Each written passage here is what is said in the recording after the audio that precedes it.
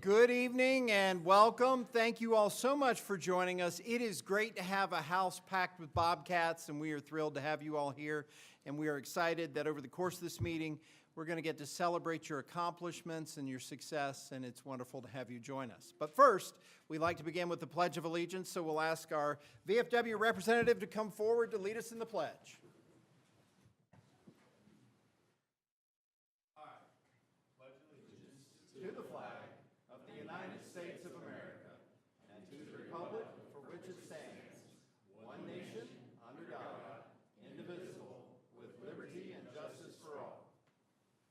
Thank you. While you're here, I'm going to surprise you a little bit. Tell us who you are and tell us a little bit about yourself. I am Nathan Van Noort. I have 5 kids.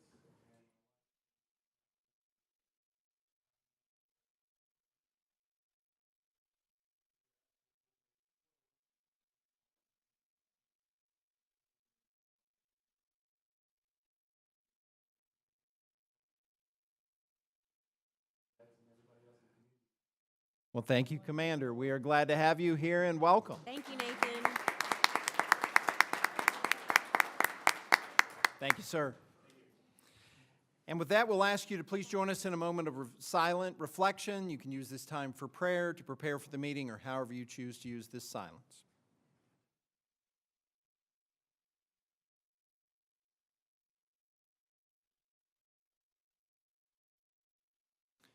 Thank you very much.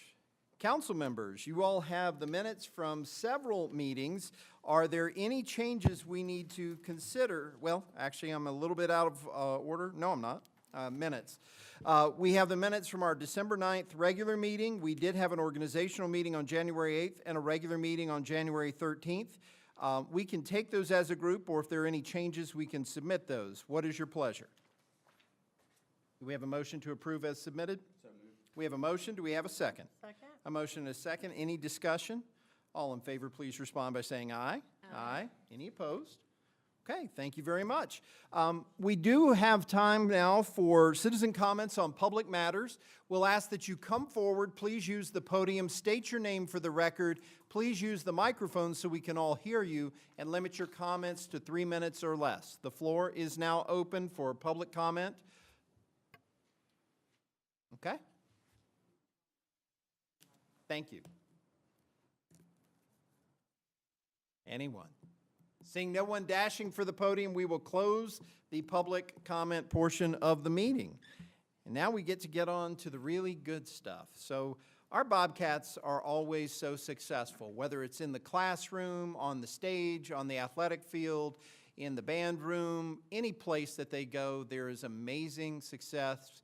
And we are so proud to be able to honor you. A year ago, we began a new process of asking our state-level award recipients or state-level accomplishments to come down to council and for us to be able to say thank you and congratulations, and so we do that again here tonight. We will begin with our fall championships, and we'll turn the floor over to Seth. It's always a good night when we can celebrate the Bobcats, and glad to have all you guys here and to celebrate your many accomplishments. So with that being said, City of Radford Proclamation, Radford High School Fall Sports Recognitions. Whereas the Radford High School fall sports season was full of tremendous accomplishments by Bobcat athletes, and whereas Radford High School teams and team members showed incredible determination, flexibility, and persistence in practice and participating in competitions. And whereas the Radford Bobcat girls volleyball team made it to the state 2A quarterfinals, and whereas the Radford High School girls cross-country team placed 4th overall in the AA state finals. And whereas several student athletes received individual recognition, including for football, Cole Martin, first team All-State 2A linebacker, Pace Prelude, first team All-State 2A defensive back, Nolan Dalton, second team All-State 2A center, golf, Hunter Christ, 2A All-State golf team, girls cross country, Cora Mosby, 2A All-State girls cross country, girls volleyball, Maddox Adams, second team 2A All-State volleyball. Now therefore, we, the City Council of Radford, Virginia, do hereby offer the highest congratulations to the 2024 Radford High School fall athletes and coaches for these distinguished accomplishments, making the City of Radford very proud. Mayor and Council, I'd like to make a motion to accept this proclamation. We have a motion. Do we have a second? Second. A motion and a second. All in favor, say aye. Aye. Congratulations. Let's hear it for our Bobcats.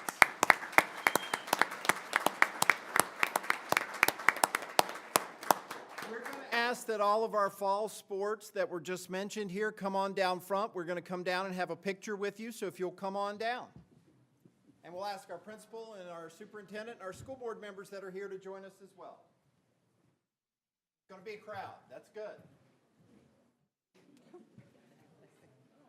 Congratulations, everybody. Great year. We're proud of you. Come get right here in the middle. Mr. Gillespie has your proclamation here. Well. We've got a proclamation for you. There you go. All right, everybody's going to have to get real close, like we like each other.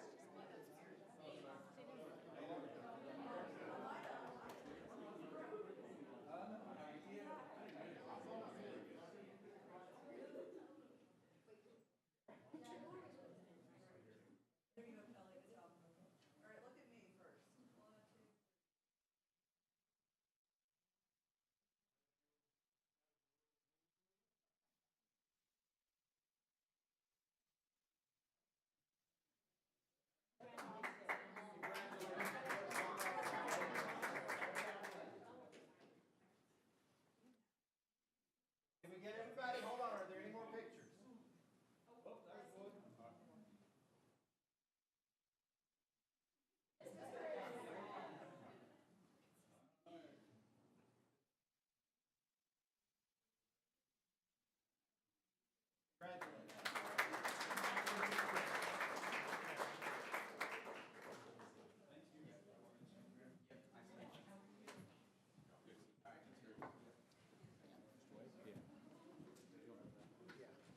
Now, we know all of the hours that it takes for you all to do this hard work, to get out there and compete while keeping up with your studies. We're so proud of all of you.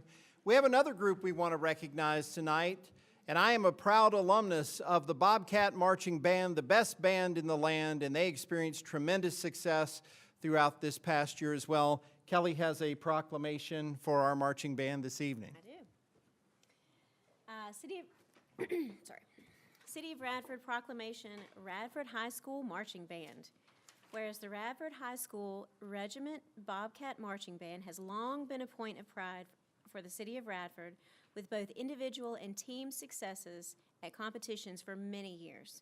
And whereas at the Celtic Classic in 2024, the Radford High School Regime Bobcat Marching Band received first place color guard, music, general effects in Class AA, as well as a superior rating and first place in Class AA.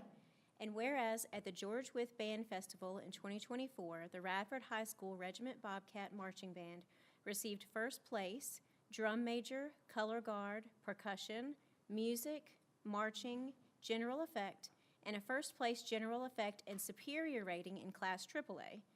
And whereas at the Blue Ridge Festival of the Bands in 2024, the Radford High School Regiment Bobcat Marching Band received first place in color guard and second place percussion, marching, general effect, and a second place in Class AA.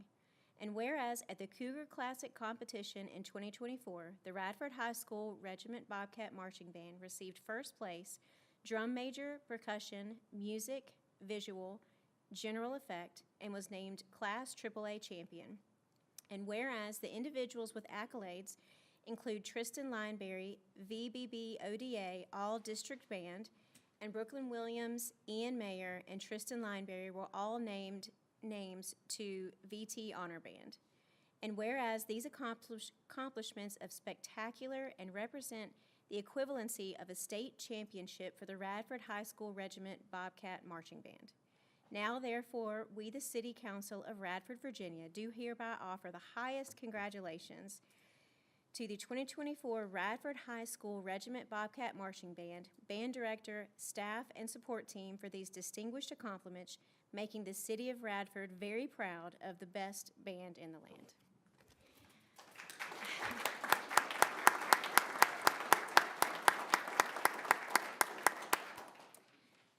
City Council, I would like to make a motion to accept this proclamation. We have a motion. Do we have a second? Second. A motion and a second. All in favor, say aye. Aye. Congratulations, Bobcat Band. Come on down front.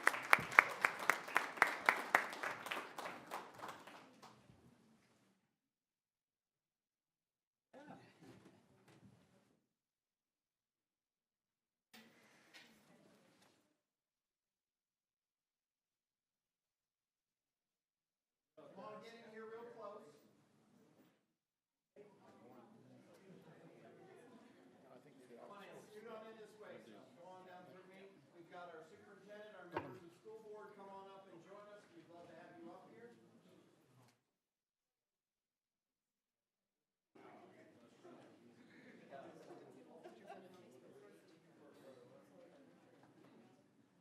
Can you get us all in?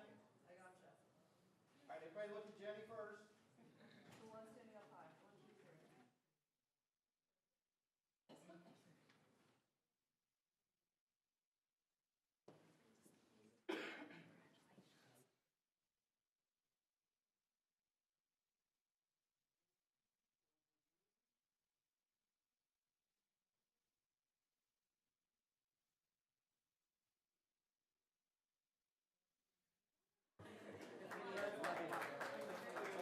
All right. Hey, you've heard about my photography. Go ahead and send it. Just be safe.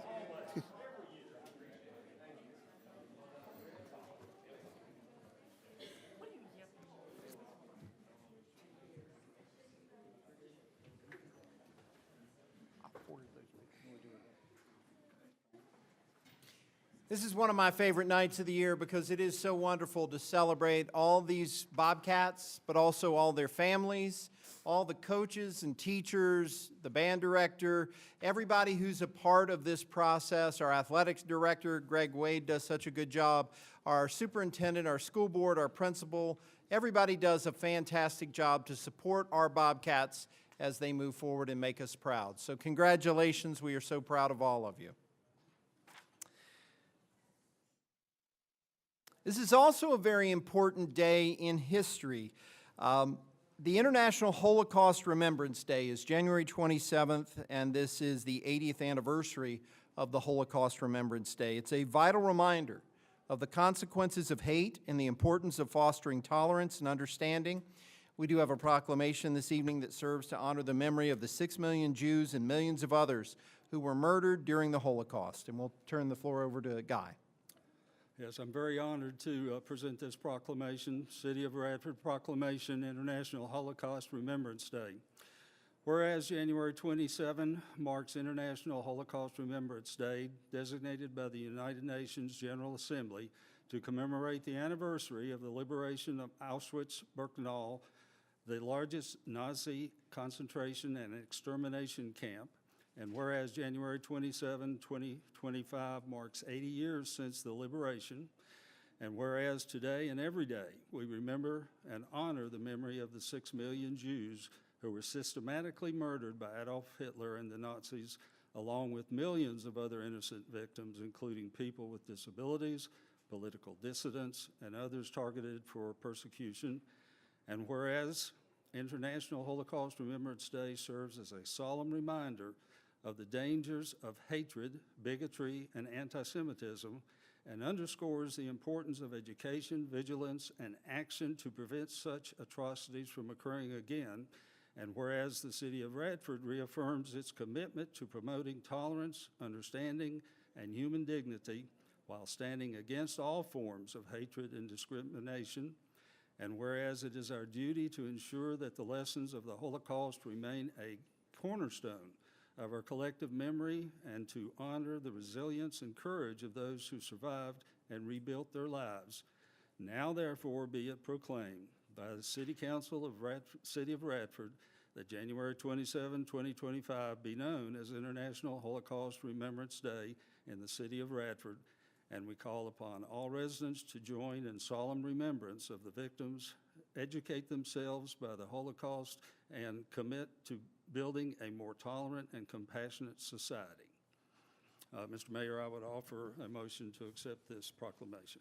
Thank you, Guy. We have a motion. Do we have a second? Second. A motion and a second. All in favor, please respond by saying aye. Aye. Thank you all very much. That's a very important proclamation. Tolerance, anti-discrimination, they are incredibly important to keep in mind as we move forward and work together for a more perfect society. Thank you all very much. Moving on to old business, Radford Transit is a system that serves so many residents throughout our community, and we make an annual application to the Federal Transit Administration for funding to help support this project. Melissa Skelton, who serves as our transit coordinator, along with all the million other things that she does for the city of Radford, has a presentation for us regarding our application for this year for the budget. Thank you, Melissa. Thank you, Mayor and council members. I apologize. As I shared at our last meeting, it is time for me to submit our applications, even though we have a contract and even though we have an obligation with the state and in the university. Part of their process and part of their planning budget process is for each locality who does receive funding to submit the application. So those are due here at the end of the week. Per direction, I've kind of looked at the system as a whole. I provided proposals of what it would look like if we got rid of our TRIPS grant, which honestly, that is gone. The state has given us more money for our current year, so the current 40 and 41 is actually in our allocation right now for me to be able to get 50% of the funding back versus us having to pay 70% of that portion. So we are seeing a cost savings this current fiscal year. What I did offer you at the end of this spreadsheet is really looking at that regional route and looking at some cost savings if we removed one of those routes. It is a 2-hour loop, removing that route, but it still does provide an opportunity for our residents regionally to get from here into other localities. Something that we do find, you know, when people are using this transit, not just students, you know, we do have people looking and riding for groceries, medical appointments, all sorts of jobs for employment.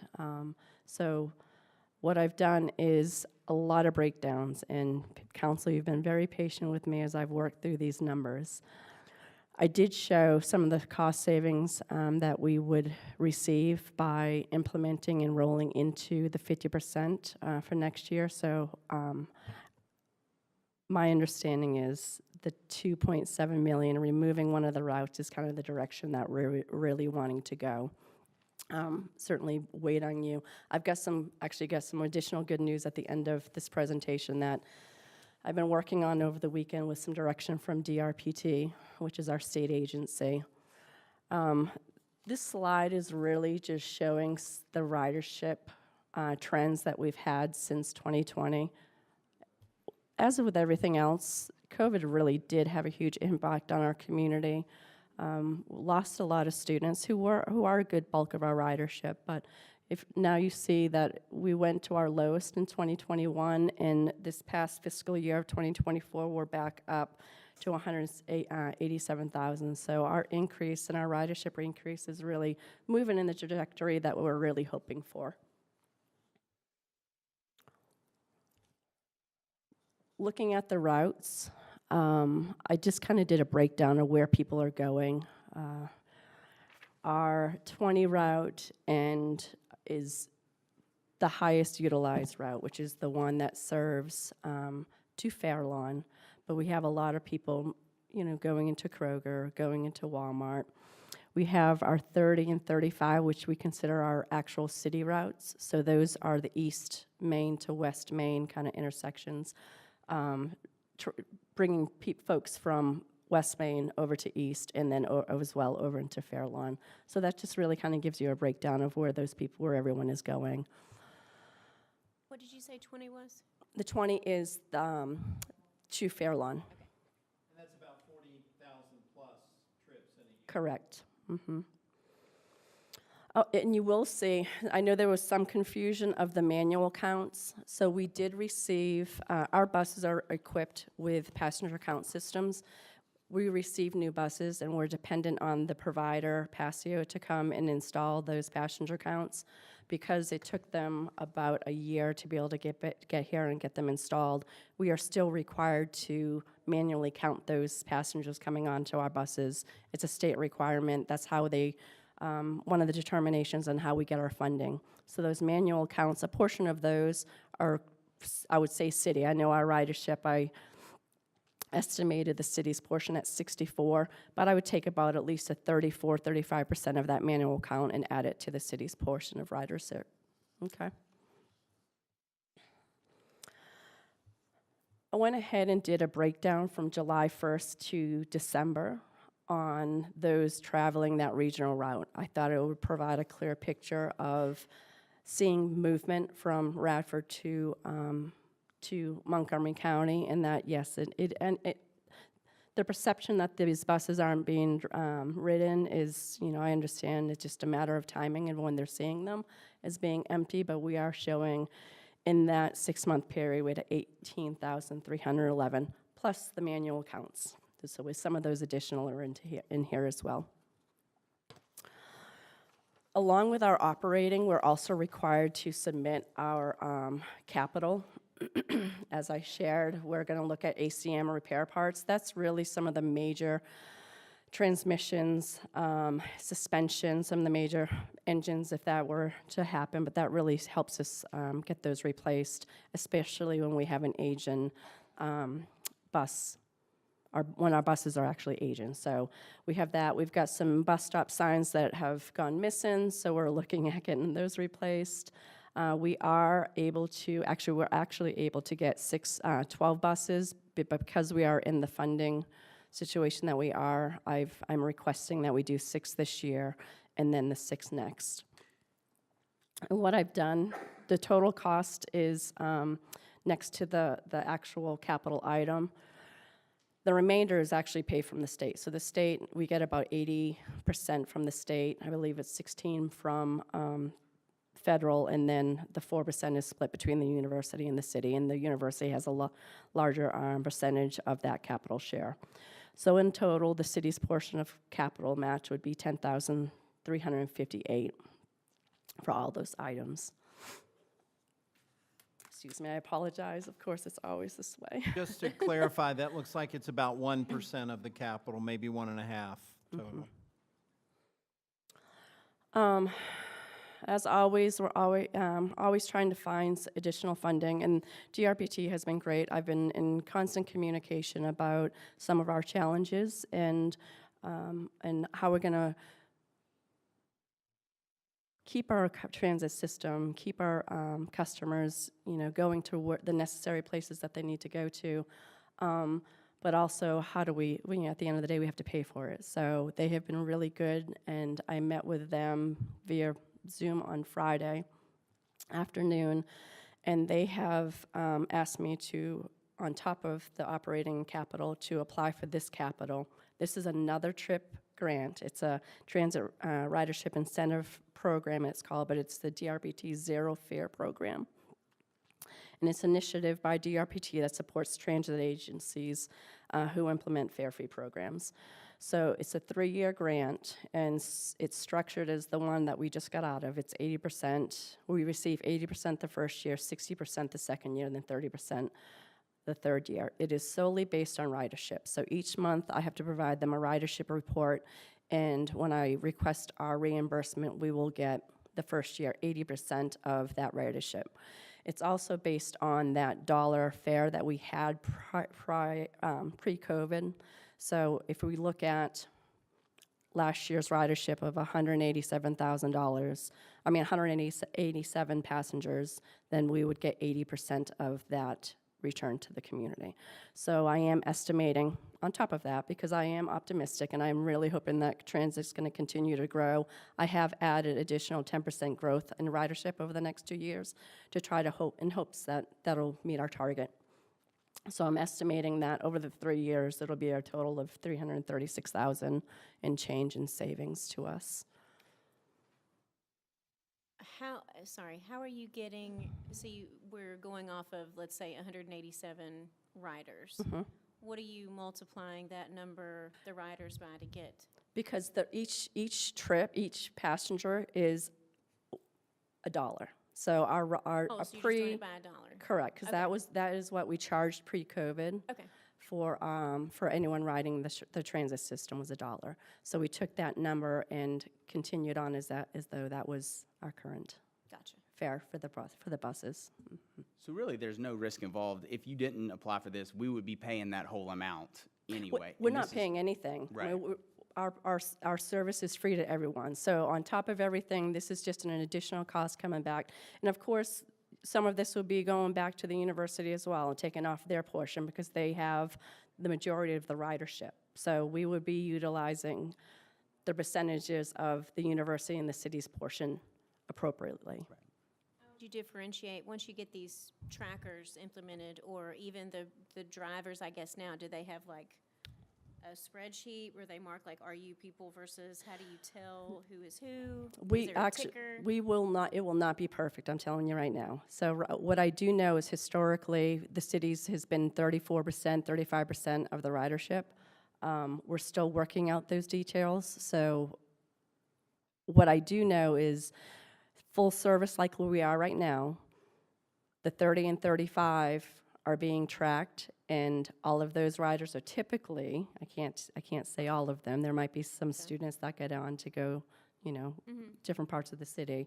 But during city city service only, the majority of riders during city service are non-students. So that's as close I'll be able to get without it being absolutely perfect. Yeah, so are they like asking, are you with the city or are you, I mean, I just wonder how they even try to guess. They are not asking. I only know because we typically know who rides the routes. Okay. Typically city residents aren't riding the loops around the university, aren't riding the 10, the 60, and the 50. Those are really designated towards university service. Okay. So we really look at those that are heavily used by the residents. Gotcha, thank To you. your point, Historical data that we've been tracking since we've been in existence. you could have some people that live in central Radford that do ride down to go to classes at the university. You could have some folks that are mixed in there. So it could be a mix. And to your point, we don't know. Sometimes it could be a mix and we just use the best data that we can.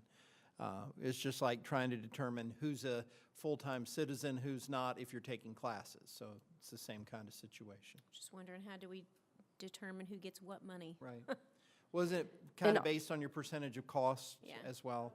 Percentage of costs, and of course, I could have a conversation with the university. Do we go 50-50? Knowing it's not completely 50-50, but have that conversation. But like I said, this literally came to me on Friday. I've been working all weekend trying to figure out how get the application as much done as I possibly could just so I can be ready to submit this week for all of those grants. Exciting, yeah. More money, that's good. Can I also ask you, I've been filling it in as we've been discussing it, but there's a couple of routes on here that I'm not exactly sure where they're going to, and there's a couple of them that the ridership's quite low in comparison. So this is a quiz for you. Let's see how well you know your routes today. What is Route 10? Route 10 is circular, literally around the university, and it goes down to River's Edge. But it's only runs. It's Friday and Saturday and late night Sundays. Okay, and it's different than 50 and 60. Yeah, the 50 route actually runs down towards Highland Village. So down east end residential area, and then loops around the campus. Okay. And the 60 goes to Copper Beach. It loops around the campus, then goes to Copper Beach. And what is Route 11? It looks like that may be our lowest ridership. The Route 11 is actually a duplicate of Route 10. So the university, they implement those to speed up the time and not have people waiting. I only have a couple more. What about 15? The 15 is actually when we go from full service to city service, this route is a combination of the 10 and the 50. That's when students are not here, I assume. Correct. Mhm. And then last one, Route 25? Route 25 is the route that goes up to Food Lion, Rivers, the Auburn Ave, Food City, and then around the campus. Okay, thank you. You did a good job. Yeah, gold star. I know. Thank you. You're welcome. That's all I have. Are there any other questions regarding the budget presentation? Well, we had made a decision at a previous meeting, even though we're not required to have a public hearing, we want to open the floor for public comment. So if any member of the audience or any citizens have any comment or question, now is your time to do that. We will ask that you come forward, state your name, use the microphone, and we will open the floor now.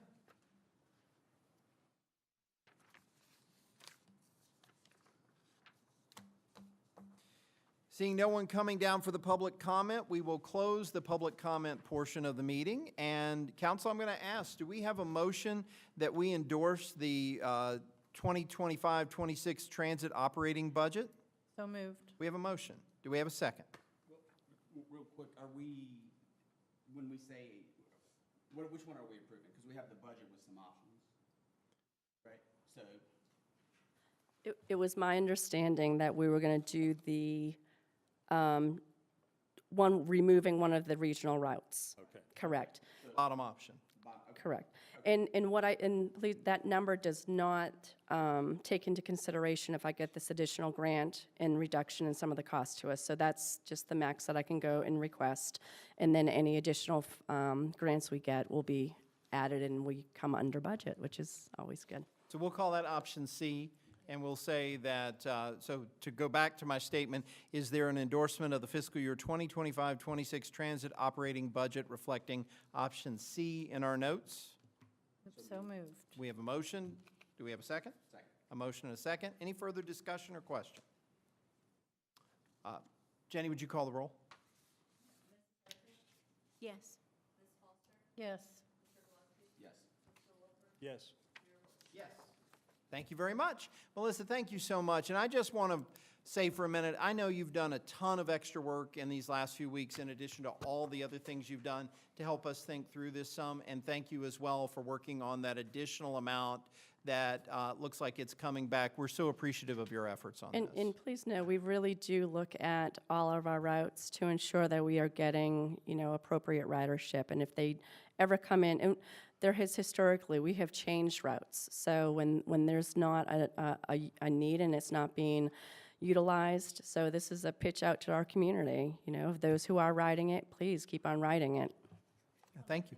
It's tough when, the mandates that we're having to make that, we got to look for grants, but then I know our last meeting, we also said we need to see maybe some cuts of some of those less traveled routes. So I know that's not easy, but we do appreciate that because it is going to be a combination of these two things that we're looking at in every department. So, of course, not just yours, but I do appreciate that because I know you and I spoke several times about it, and I know it was not an easy decision, but I think it makes the most sense, so I thank think you. it's fair, our regional route is still being served, so we Perfect. still have that option. Thank you.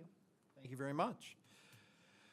Council members, Charlie Cosmato, who had been serving on the Planning Commission, had resigned. He has about 2 years left on his term. We had two citizens who expressed interest in the position. I don't think we received anybody else, right, Jenny? Council, did you all get anybody else other than Mr. Fortier or Dr. Rigolinski? Okay. Council, I'm going to turn to Seth as our representative on the Planning Commission and ask some of your thoughts this evening as we begin to move forward. Sure. I'll start by saying that this is another hat that Melissa wears with the Planning Commission, and she does a great job, and we have a good commission, and Bart's here. So, yeah, first of all, nowadays, too, when I've put the word out and spoke to several people, it's hard to gain a lot of interest. So I appreciate both of these people putting their name forward because, in my short time, even working with this, it's been tougher and tougher to get people to serve on these. And these are vitally important boards and commissions. So please, in the future, as these come open, please consider that because we're always you know, needing help and input from the citizens. Both of these are very, very worthy of the position. Dr. And forgive me for any pronunciation of your name, Riglazinski, has a lot of prior experience, it looks like, with is not from real estate, construction, or civil engineering, but served on a zoning board where she worked back east, northeast, and has obviously an interest. So I'd be happy moving forward with her. I think that these are both two qualified people, and we have a good board. They'll be walking into good direction under Melissa. And, yeah, so I'm happy with that, and happy to hear any other comments anyone else has. The five-person board? It is How many people? members are you planning? 7. How's it split men and women? Just out of curiosity. We have one female, Okay. Dr. Pierce. Okay. Seth, I also thought Beverly would be a good candidate. I like the fact that she does have extremely impressive credentials. And she does have some experience from another locality, which could bring a new set of perspective. She is retired, so she definitely has the time to be able to research things. I also think Sam is a great candidate. I do, the mayor had mentioned in previous conversations asking if that would be a conflict of interest, and it didn't seem to be, but I know that he's, maybe involved in some of the East Main projects, and I think he would be an excellent addition. I would hate to muddy the water at all with anything like that. And I know he's probably very busy and got a lot of things on his plate, so. Yeah. I'd be fine with moving forward with Beverly. I'd be happy to make a motion to offer her as our nominee. And as Melissa can tell you, we're getting close to finishing our rezoning, and so we have a lot on our table, and it's a busy board with a lot of work and important work. So and we work well together. So appreciate all you do for that commission. We'll continue to do so. So yeah, I'll make a motion to move forward. So we have a motion. Do we have a second? A motion and a second. Are there any other nominations? Okay, moving forward, council members, all in favor of moving forward with Dr. Riglazinski? And again, we apologize. We will learn how to pronounce your name better. Please respond by saying aye. Aye. Any opposed? Okay. Somewhere in the thing I saw that the R is silent. yeah. Yes, so we'll learn.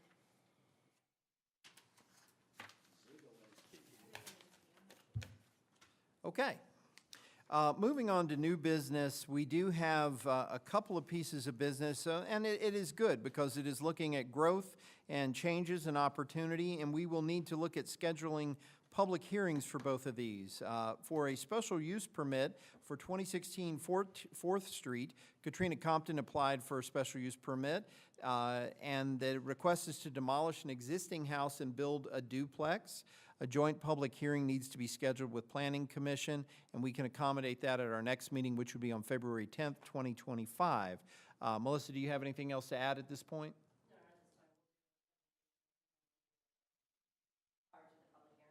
Okay. Do we have a motion to adopt a special public hearing for the special use permit for 2016 4th Street at our February 10th meeting? So moved. We have a motion. Do we have a second? Second. Motion and a second. Any discussion? All in favor, please respond by saying aye. Aye. Any opposed? We also have a rezoning request for 901 8th Street, and Brame Family Properties LLC applied for rezoning on the property known as 901 8th Street. They are looking to rezone a portion of R3, which is single-family residential, to B1 limited business, and a portion from B1 limited business to R3 single-family residential. They also need a public hearing, which we can schedule at that same February 10th meeting. Anything else? We'll have a presentation at the meeting. So do we have a motion to schedule the public hearing for the rezoning request for 901 8th Street for February 10th? We have a motion. Do we have a second? Second. A motion and a second. Any discussion? All in favor, please respond by saying aye. Aye. Any opposed? All right, we've got two appropriation ordinances, and these are good news. Oh, pardon me? At the public. Appreciate you coming out. We will have the I'm going to just ask you that you bring that forward. Excuse me, I'm going to ask that you bring it forward when we have the public hearing on February the 10th. That will be your opportunity to make your statement. Sir, I understand. So what we want to do is sir, I'm going to ask that you please come back and share that information with us at the public hearing on the February 10th meeting, okay? That is the time where you will have time to come down, speak to or against the project at that time, okay? All right, thank you very much. Moving on, we do have two appropriation ordinances. Ordinance 1802.18, which is a library state aid increase. The Virginia state aid to libraries has increased from $217,942 to $239,757, which is an increase of $21,815 from the original budget. This will allow books, conferences, supplies, furniture, equipment, and salary support for our certified librarians, and there is no local match. So this is just additional money. Council members, I think this is great. This is bringing more money in to support our library. Do we have a motion to approve ordinance 1802.18? So moved. We have a motion. Do we have a second? Second. A motion and a second. Any discussion? All in favor, please respond by saying aye. Aye. Any opposed? Having heard 4 affirmative votes, we can dispense with a second reading if so desired. Do we have a motion to do so? So moved. We have a motion. Do we have a second? Second. A motion and a second. Any discussion? All in favor, please respond by saying aye. Aye. Any opposed? We also have an appropriation ordinance to use some funds that have been received as donations from a magnetic calendar distribution partnership supported by various businesses, collected by local law enforcement partners. And Radford City Police is requesting council to appropriate police donation funds that will be utilized to support community engagement for crime prevention and community outreach programs. The amount requested is $1,522. Before I move forward, Chief, do you have anything to say or add about those funds and what we would be using them for? What is it exactly?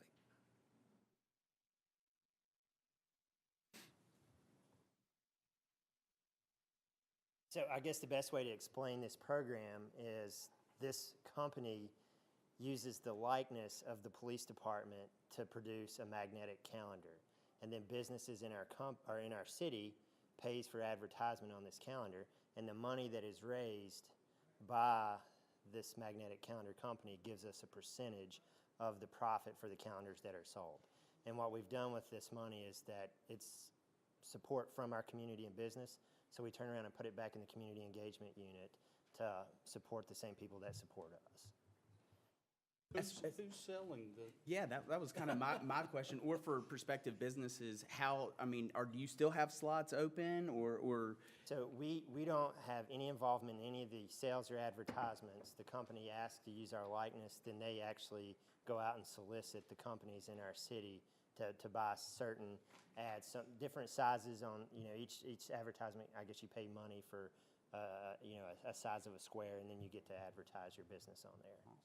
But do you know how, if I wanted to buy one of the calendars, where I would go? So I should have said that we get the calendars and we give them out for free. So, yeah, I think we have about probably 10 or 15 calendars left at the PD, but we put them out and they are free to the public. Ah, good, super. Guess we all need a calendar. There we go. I will bring All you right. guys some for your next meeting. We love one. Thanks, Chief. Does anybody have any questions about how the $1,500 will be spent? Community Engagement Unit, we know the work they do. They're really working with our citizens, crime prevention, community connection, a little bit of everything. As such, do we have a motion to approve ordinance 1802.19 in the amount of $1,522? So moved. We have a motion, and do we have a second? Second. I think we already did that. I got confused in my conversation. All right, we have a motion and a second. Any further discussion? All in favor, please respond by saying aye. Aye. Any opposed? Having heard 4 affirmative votes, we can dispense with a second reading if so desired. Is there a motion to do so? So moved. We have a motion. Do we have a second? Second. A motion and a second. Any discussion? All in favor, please respond by saying aye. Aye. Okay. Thank you all very much. One of the pieces we have added to our monthly calendar, and it is going to shift from second meeting to first meeting after this month, is to get a financial update. As you may be aware, the city is working through some challenging financial pieces. It has been foremost on the minds of council, our city staff, and we are continuing to work on this. So we've asked our interim city manager, Mr. Meadows, if he would provide an update for us and help us understand a little bit more about what's going on. So Mr. Meadows, the floor is yours. Thank you. Thank you, Mayor. Thank you, Council. This process has been ongoing in terms of getting a better understanding of the city's finances really since before I came on board officially on January 2nd. One of the things that I have done over the past couple of weeks and am continuing to do is review information that was shared with the council prior to my arrival, trying to get a better understanding of exactly where the city has been and getting an understanding of some of the changes that were proposed during the fall, perhaps, to get to where we need to be. I can tell you that one of the biggest first challenges that I've seen upon coming on board is just a lack of clear communication back and forth between the treasurer's office and finance. Part of that has to do with the fact that the treasurer's accounting system for cash receipts and disbursements is on a separate computer system. It's not on the same system that the city uses, which is a Munis-based system. Had the opportunity week before last to talk to the treasurer about that issue. I think the treasurer certainly understands the need to get all the systems together onto one system. There are some concerns that she has with the Munis software, and that's something that I want to continue to spend some time talking to our staff about how we can address those concerns to move that forward. The other side of the house is looking at the city's finance operations in terms of how have we accounted for payables and how do things need to be processed. I can tell you that cash flow is still very positive for the city. The challenge has been primarily related to the AEP bills each month. Those bills are significant, and the city, I believe as of last week, still has several months to catch up on AEP bills.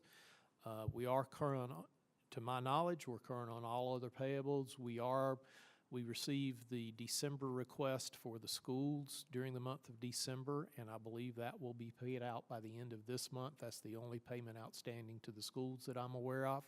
Just one Just month? one, Okay. yes, ma'am. That's what I was told today.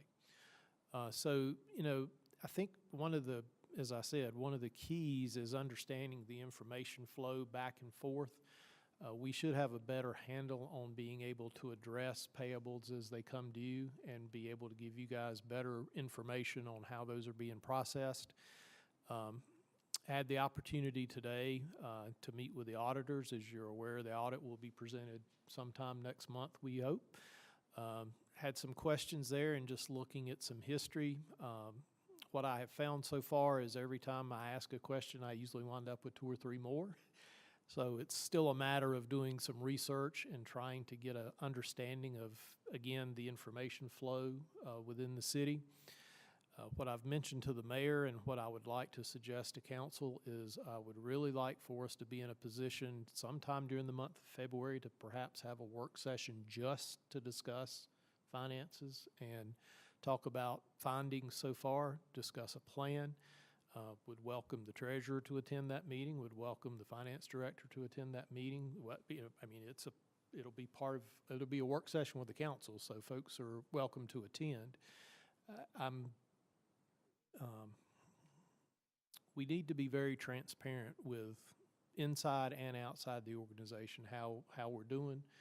You know, I think I've shared with you, I've heard comments about, well, the city's out of money, or the city's not out of money. Last week when we paid bills, we had over $2.9 million in cash. We're not out of money. It's a matter of cash flow and timing and how we're addressing some things. And we definitely need to move forward with a plan so that by June 30th, we can address this revenue anticipation note which will have to be addressed by June 30th. And also, it's hard for me to believe, I sat down last week and was looking at some things, and, the council needs to start talking about the fiscal year 26 budget really soon. I mean, February is next week, and there's some dates on the calendar in February for budget action items. So we've got to get our arms around this and get a plan and get it as quickly as possible. As I said, I've still got a lot of questions. Folks have been very helpful. I had a very pleasant conversation with the treasurer. I've had conversations with Callista in finance. Right now, as I've shared with folks, I'm just trying to be a sponge. I'm just trying to soak it all up, get a global understanding of how things work. The city did not get in this situation in just a couple of months. When I look back through the financial statements, COVID was a very difficult time, fiscal 21, fiscal 22. The city received ARPA money that helped address some things. I'm really taking a hard look at how that may have affected how the total finance picture looked during that period of time.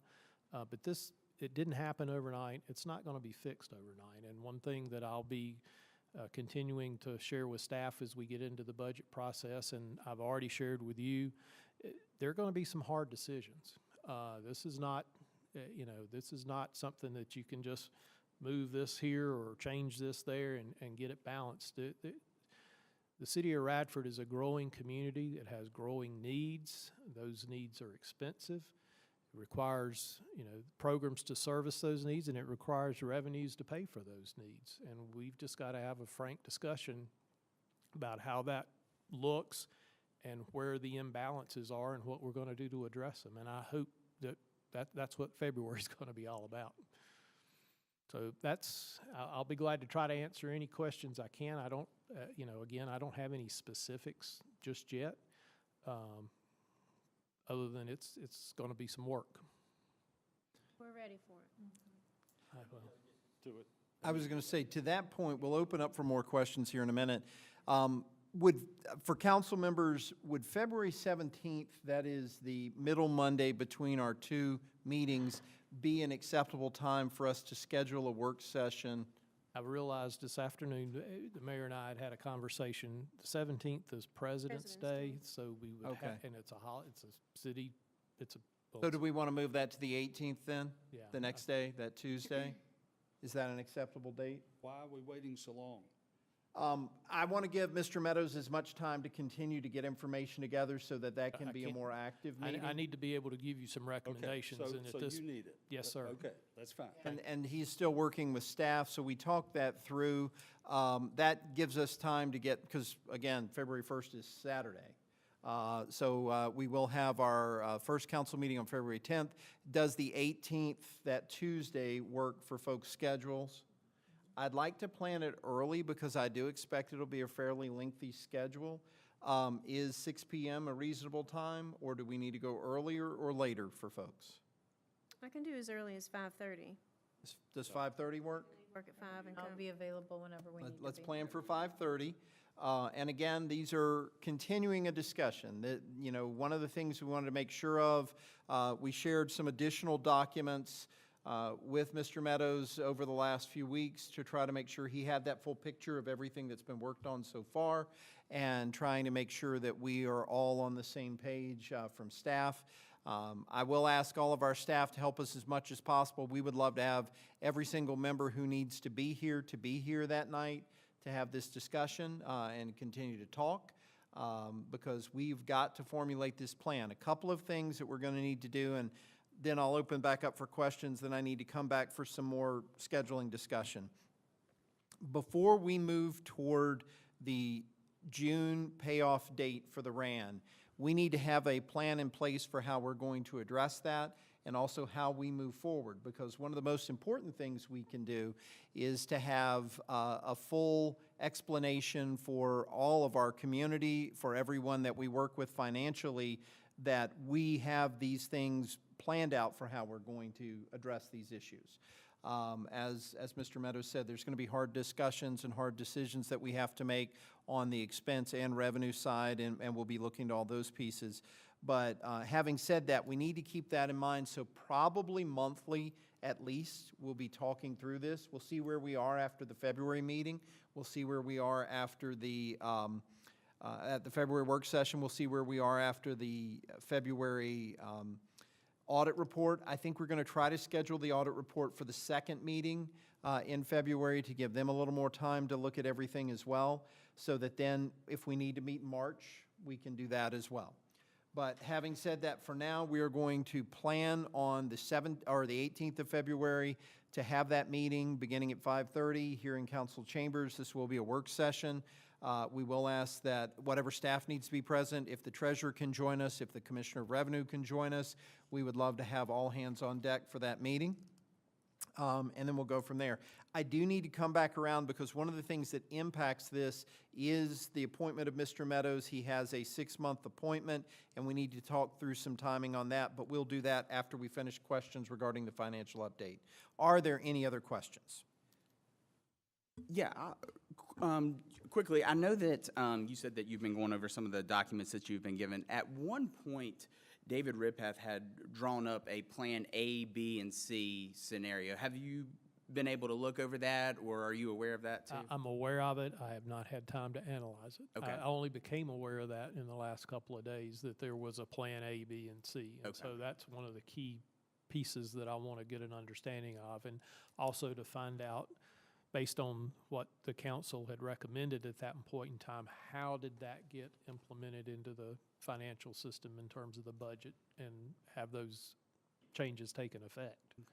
And I just want to be clear too, though, if we were to do nothing and kind of the status quo, this is not a self-correcting thing. It's going to take very pointed and direct actions of council under your leadership to get and I totally agree with you. I don't believe that you can fix it in one budget cycle, but I think you could end it in one potentially if you did nothing. And is that We've certainly got to have a plan, and you know, when the mayor talks about having a meeting and then having this on the first agenda of each month, as we get into budget season, this is going to loom large over every single budget discussion we have. I mean, because what I'm concerned about just in some things I'm seeing so far is just structurally, I have not gotten a comfort level with how the budget is actually structured. And if there's some things that need to be addressed there, they're going to have to be addressed within this fiscal year and then moving forward. And that's not a criticism or an indictment. It's just that when I've looked at some of the numbers that I've already looked at, it appears to me there's been signs for a couple of fiscal years. Things like ARPA money and the RAN have kind of Band-Aided some of that, but it's not addressed the root issue. Thank you, Craig. Yeah. And I want to point out, you know, when you look at what the prior city manager had as plans, that of course, you know, we want you to input all of your experience and knowledge, and I mean, we're certainly, you know, we can change course if you see that there's a better mechanism Absolutely. to success for Well, that. Thank you.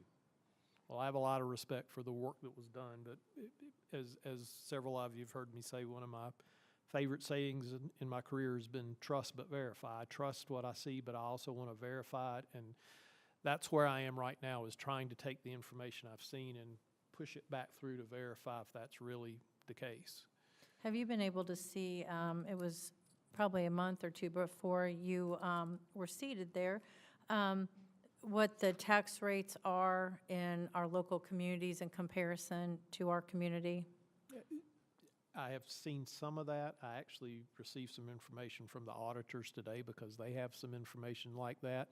And in a conversation with Kevin Bird at the Regional Commission this afternoon, one of the key things as we go into budget season is really taking a measure of what are the services Radford provides compared to the other localities.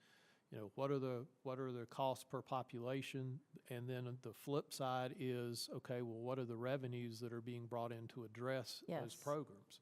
Perfect. Because, again, when They we, need to be self-sustaining at the very least. there are some programs, especially in the general fund, that are carried by tax revenues and whatnot, but for sure, with your utility funds and things like solid waste, you need to be bringing in revenue. You don't need to be going backwards on those. And so that's one of the first things that I'm going to be spending some time on as well, is looking at the enterprise funds along with the general fund to make sure that individually they stand where they should, and then see where those, and I hate to use the word structural deficits because that sounds terrible, but structurally I'm sensing from my years that there's just something out of kilter with how that budget's structured. So one of the pieces I'm going to ask everybody on council, we all sit on different boards, and everybody's starting to work on their budgets on the boards. As you get information, certainly share with your various boards some of the challenges we are addressing, but also as we get numbers, I'd like to get those to Mr. Meadows sooner rather than later. Most have a March 1st deadline. That's helpful, but it would be more helpful that if, as they're formulating things, they have preliminary numbers that we can then get on the desk so that we can see, okay, this is what we're going to expect. This has to be considered as we move forward. I know we've done that. I serve on the Peppers Ferry Wastewater Authority, and there's several capital improvements that are essential for the city of Radford in the 25-26 budget. That's a challenge. Talked about, and I mentioned I met with Kevin Bird this afternoon to talk about a couple of things. One of the big ones was, what are the city's obligations with regard to passenger rail and the passenger rail authority? Because need to understand all these pieces and how they come together. So please do try to pass that along, even if it's informal at this point. What I've asked is that the person developing those numbers for that board go on and send a formal letter to Mr. Meadows so that we have that process in place. I agree with you, but would it, to be proactive, should you, under your guidance, we be telling them to maybe be looking at coming 10% below or something like, I mean, as they're submitting those, is there, I mean, or do you just want them to shoot them and then we go from there? Vice Mayor Gillespie, I think right now it's too soon to say, because I would hate to tell them to submit it 10% under, and then at the end of the day, we have to cut it 25%. So I'd rather they just submit what it is, and then as we go through the process, and again, going back to what I said earlier about being transparent, as we have the budget sessions and talk to folks, I'll be communicating that back out to folks that, this is where we are, and in order to address some of the issues that we're seeing this next budget year, there probably going to be some hard choices. It's nothing personal, nothing against any agency or group, but this is just where we are right now. And that also goes for our internal departments. Yes. So, and I know, it's tricky because I get a little apprehensive saying, all right, every department cut 10%, because some of our departments are running leaner than others, and I feel like that's just as irresponsible as saying we're raising everyone's taxes and not looking to see what the data is and where we fall in comparison. But I do think that we have to come up with a mechanism so there is an understanding that, there has to be some tough decisions within those departments. And I hope that we've given them, and I know this is prior to you, but since the decision-making has been kind of funneling up, that they are in a position to be able to evaluate and make some of those calls, because we're going to be relying on them as well. So at some point, we may want to talk to department heads specifically during this process. Absolutely. We're all in this together. Absolutely. Mayor, that's all I have this evening. As I have more to share, I'll be sharing it. It's a challenge, but it's not one that we can't figure out a path forward. And I just wanted to reiterate that this isn't a mountain that we can't climb. It's a challenge that we have to address and that we have been working on for some time, and we are going to find a pathway forward. Yes, absolutely. Would you like to continue comments Sure. with the other things? You've been very, very, very busy. Well, so. thank you. It has been a busy couple of weeks. As your part-time interim, it has been quite full, but it's been enjoyable. I have, as I mentioned with the financial update, had a number of meetings with folks. I've met with the treasurer. I've had a couple of opportunities to meet with our leadership team. Today, had the opportunity to sit down with the city attorney and talk about some issues, met with the auditors to kind of get an update on where things are there. The superintendent came by earlier this morning, and I had a chance to catch up with him. Again, the description I've used for my time so far is I'm just trying to be a sponge and just soak it all in and taking lots of notes. One thing I've got to do at some point is find a quiet corner for an hour or two and go back through the notes and start processing that. I have been very proud of the employees that I've met with so far and the work that's going on around here.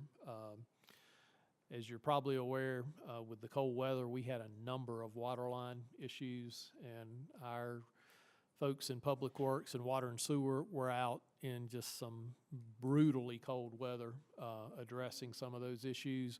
I know it creates inconvenience at times for various citizens, but the emphasis is always to do that work safely, to do it expeditiously, and ensure that we get quality water back to citizens as quickly as possible. So I really commend those folks for being out and doing what they do.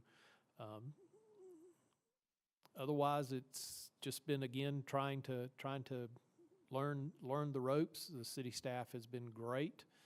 You know, this afternoon I was out and we had a little minor flood in the county admin, in the city manager's suite over here. The water fountain that's there behind Juanita's desk decided to break itself and flood the floor. So I was out running around and started getting videos, and I said, well, that's Team Radford. They're in it.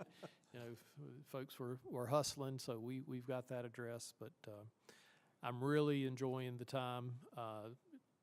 You know, it's going to take some hours.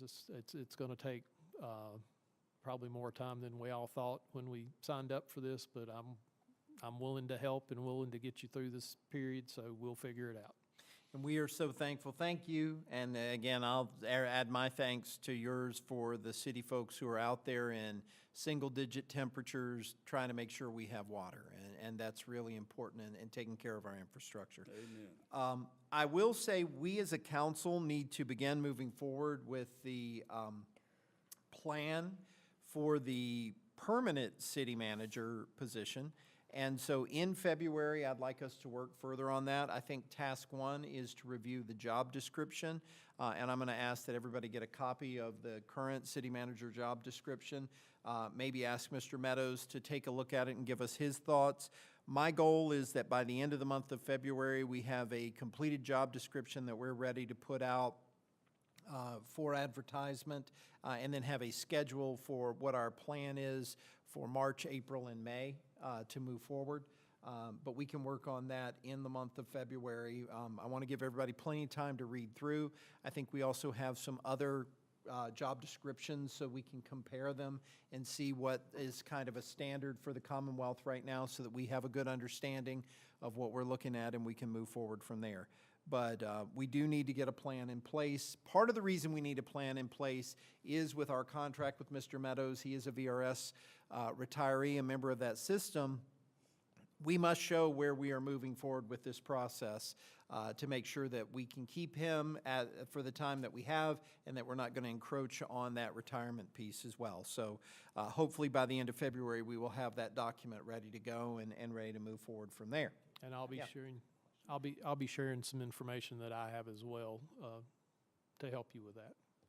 And I know that we've briefly talked about this, and you probably elaborated on it more, but if we get up to that benchmark at 6 months and we're not quite there, are there other mechanisms to keep you around for a little bit? I hope so. The communications with VRS have been pretty firm so far, and that's basically that if you're in a seat more than 6 months, then you have to come off retirement, and it's like, but I do feel, I can't speak for VRS, so I'm not going to speculate, but the key is I think the process has to be started, and VRS has asked, they asked the HR director last week, they have asked for a definitive plan of action from the city. And that's why we're going to have that by the end of February. Right. So, Yep. Thank you. Okay? thank you. All right. Thank you all very much. Jesse, what do you have for us this evening? All right, just a quick overview of the boards and committees and commissions. Department of Services Board met, and I will make sure everyone has data on our program usage. I will reiterate that the cost of services just continues to escalate. And for a lot of the programs, there's not a lot of duplicity. So our hands are fairly tied. We mandated to supply these services, and we just have a lot of options. So last I checked, we were still good within our budget, if not a little below expectations. So knock on wood, I hate to say that, but so far we've been trending pretty well on that. Had the Heritage Foundation, and I asked Scott to send me a quick synopsis because I think I've mentioned that is a working board, a very busy working board. And so I'm just going to share with you, these are our elevator notes. We'll be celebrating Mary Draper Ingalls 2025. It is the 270th anniversary of Mary's escape. We'll continue our efforts to engage local business and groups to make this history an ongoing point of pride for the community. It also helps draw people from across the state and country to visit Radford. As always, the festival is the last weekend of July 25th through the 27th. Also, February 5th, we're hosting the opening of our new exhibit on Reconstruction with a panel discussion hosted in council chambers at 6 o'clock. This exhibit and event are a part of our Commonwealth History Fund grant that has brought $30,000 to Glencoe to improve accessibility with the stair lift and to better protect the museum's collection through window coverings. And I would suggest, if you've not been over there lately, to go and take a look at that. That's quite an improvement. And I also would be remiss if I didn't bring up that we had a generous gift from the Wharton family descendants of $10,000, and also a longtime friend also donated another $3,000. So this is a group that I know, they have a slim budget, but they certainly work very hard to secure grants and support. So if anyone would like to join, let me know, and I'll make sure, if you're not a member, to get you signed up. Chamber meeting, of course, we are full swing with the gala, which is February 8th. The one thing that did come up again, and I've mentioned to council, is the programmable sign that we have sitting at ballpark signs. I have had a few conversations with Craig in those regards, and he's going to follow up. I know that the last I heard from ballpark signs, and they're just simply storing it, is the next step is probably to get IT to come and look, because it's been sitting there now a couple of years. So we just have to have all that evaluated. So just in case you needed something else on that list. But I know the businesses, not only is the city interested in it, but the businesses are interested in it to promote some of the things we're doing to bring more people in town. I had the honor of going to the high school for the high school career day. It was very well attended, and I am always impressed with the thoughtful questions that I get from the students. So I always leave there very hopeful. And really, that about sums it up for me. Other than to thank Melissa again, she hosted me on a ride out with transit, and again, just thank you. I know even then we had tough conversations about things we had to do and how unhappy we all are, but we also are happy to be as lean and efficient as possible, and thank you for helping us do that. I really appreciate your efforts. Thank you, Jess. Seth, what do you have for us this evening? I guess I'll pick up where Jesse left off and thank Melissa for helping us get some of the numbers not for transit and with planning commission. You certainly wear a lot of hats, and we appreciate all the ones you wear and all the information you get to us. And Craig, thank you. You've hit the ground running, and you have done an excellent job giving us updates on things. And I know as you're piecing it together, you're help piecing it together for us. So I appreciate your efforts and our short time together. I've enjoyed working with you, and thank you. I also wanted to give a shout out to our police department. They do some things that not everybody sees. I had a unique situation where a deer was actually caught on a fence. It was it was not good, and Chief Holdaway had somebody come over, and you guys just do everything. You police the streets, you take care of people, and that was a rough scene. So just thank you for all the police department does on a regular basis. When it's 10 degrees, 50 degrees, 100 degrees, you guys are out there. So thank you guys. They've already left, but congrats to our Bobcats and all the success that they had. It's one of the crown jewels of this city is our school and our school system, and I know we're always proud to celebrate them at every chance we get. So glad we were able to do that tonight. I think that's a great tradition that we've all started doing, and glad that we're doing that. I too wanted to reiterate Craig and saying thank you to our crews. I mean, they had a ton of things in the last couple of weeks, from frigid weather to broken water lines, and you know they're out there at all hours of the night, all conditions, and we're so blessed for the people that work for this city and the things that they do to keep us warm and our water running and our electricity on. So thank you to all of them. Jesse mentioned it, but the Chamber Gala for 2/8, February 8th from 5 to 9. I know that some of you guys will be out of town. I hate that. Guy, I hope you can make it. David, hope you can make it. Kelly's usually my wing woman on that, and she'll I be know, gone, so I'm gonna miss it. You're gonna have to send me updates on the bidding. Yeah, The bidding. she'll text me some bids to place because they always have some good stuff. So, but I We'll don't, all bid for you. How Yeah. about that? I You don't know. might win the whole thing. don't bid against her because you'll lose. Let me tell you, I've tried twice. Yeah, Seth loses against me. Yeah. So, yeah, That I won. that's right. Ran, Yeah. and I was so proud of myself until my husband said, well, what are we going to do with that? And I couldn't answer. Yeah. But it was the you thrill. won. I won. It was the thrill. So if anyone needs a sink, let me know. Yeah. It's a great time. Dan and your guys' commission do a great job every year with that and everything that they do. So appreciate all of them. I was able to go to the Greater Montgomery County Liaison meeting. The mayor and Craig weren't able to go, so I appreciate the opportunity to go and talk to some of the other leaders throughout the NRV and some of the things they had going on, and was able to share some of the things that we have coming through the pipes. One of the big things I'm sure everyone's heard of is Metallica's coming to Blacksburg, so that'll be a good time. Some of the shuttles can run there. That'll be a busy day.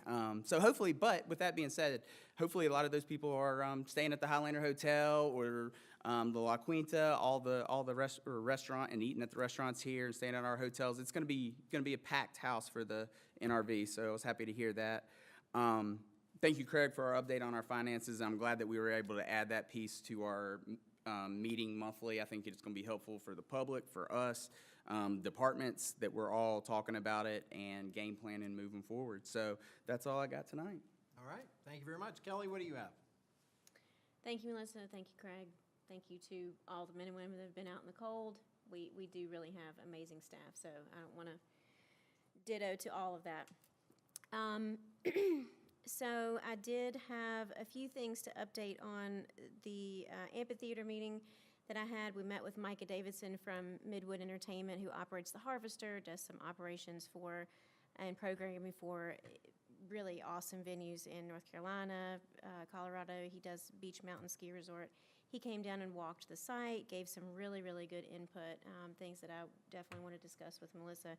Definitely brought some things to our attention that I don't think was on anybody's radar, so hurdles, but I think it's definitely good that we're having the talks and moving forward. Joint Commission, I just wanted to say that they were, the provost was saying that there's an increase in retention by 8% from last spring to this spring, so those are good for the city for sure.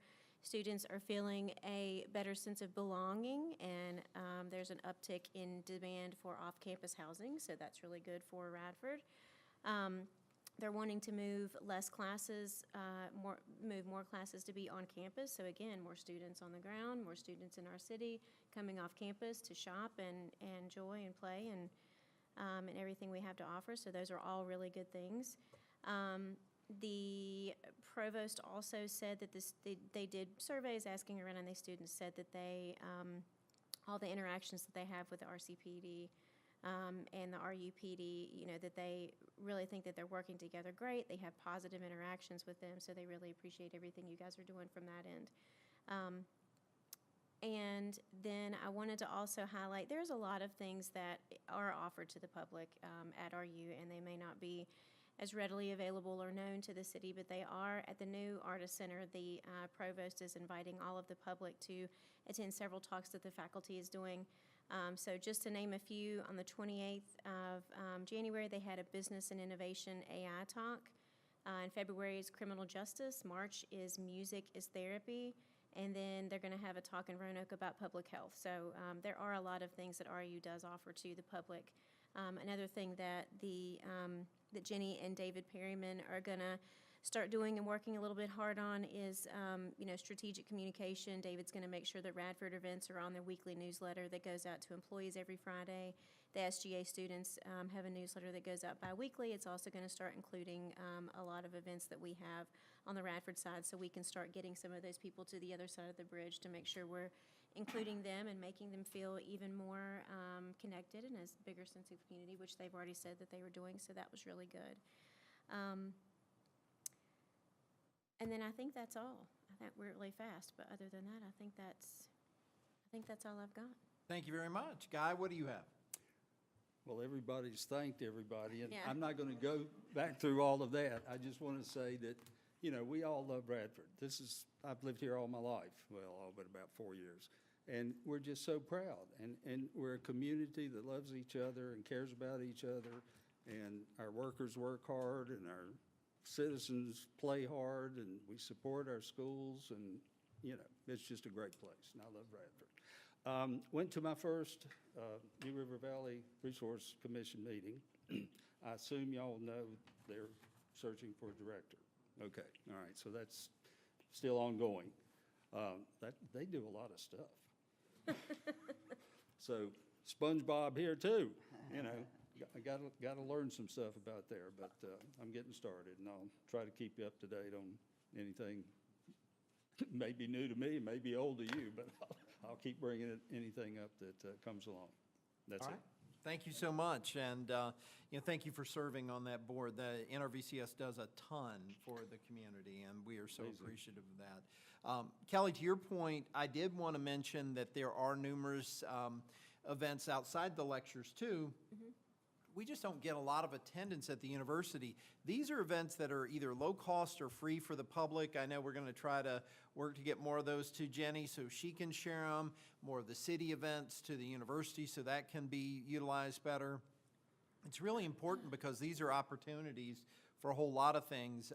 We're real proud of our athletic teams as well here on campus and in the community, and so there's really good things happening in the city of Radford. As I said earlier, tonight is one of my favorite nights when we celebrate our Bobcats. These students work so hard, not only academically, but in so many different venues, and it's wonderful when we can celebrate their success and all the people that support them. And so there are many, many, many things to be proud of. Thank you again to Melissa and the staff for the update on the projects. I'm excited that Radford is growing. We're not moving backwards, we're moving forward. We'll always have challenges we have to face, and to your point, Guy, we all love this community, and we're all going to work together. I will ask that as we move through this budgeting process, that we try to keep the information as transparent and factual as possible. Mr. Meadows is going to work to even enhance what we've done already and what we've shared already, but it is very important that we try to all operate from the same book, because if there's different commentaries and different things going on, I think it makes it a challenge for anybody to know exactly what's happening. And so this meeting on February 17th, in addition to all the other meetings that we're going to be having, but the meeting on February 17th, hopefully we'll be able to chart a little bit more of a course, look at where we are with some of the things we've already talked about, how revenue has improved some over the last year with some of the things that we put into place and some of the expenditure reductions that we've looked at, and what we need to do for the next 6 months and the next year and a half, basically, as we move forward as a community. These are problems, but they're not things we can't overcome, and together we will do it.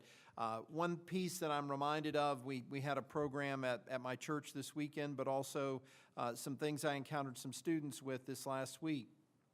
Be kind. I think that's really important as we go forward. There's going to be a lot of hard discussions and a lot of hard decisions that have to be made, and sometimes we can't do the things we want to do, but we can always be kind in the process, and hopefully we can continue to do that. I think tonight was a great example of how as a community we can continue to move forward together. And with that in mind, we will go on and adjourn for the evening and pick back up here in just a few weeks. And Mayor, I just want to quickly, Yes, sir. it is February 18th. I know 17th had stuck in our heads because Right, it was that 18th, Monday, but yes. it's the 18th. 18th, February 18th. Yes, sir. But we will have a meeting on the 10th before that, and those who want to come out to the joint public hearing for Planning Commission and Council can come to that meeting. Thank you all very much. Good night.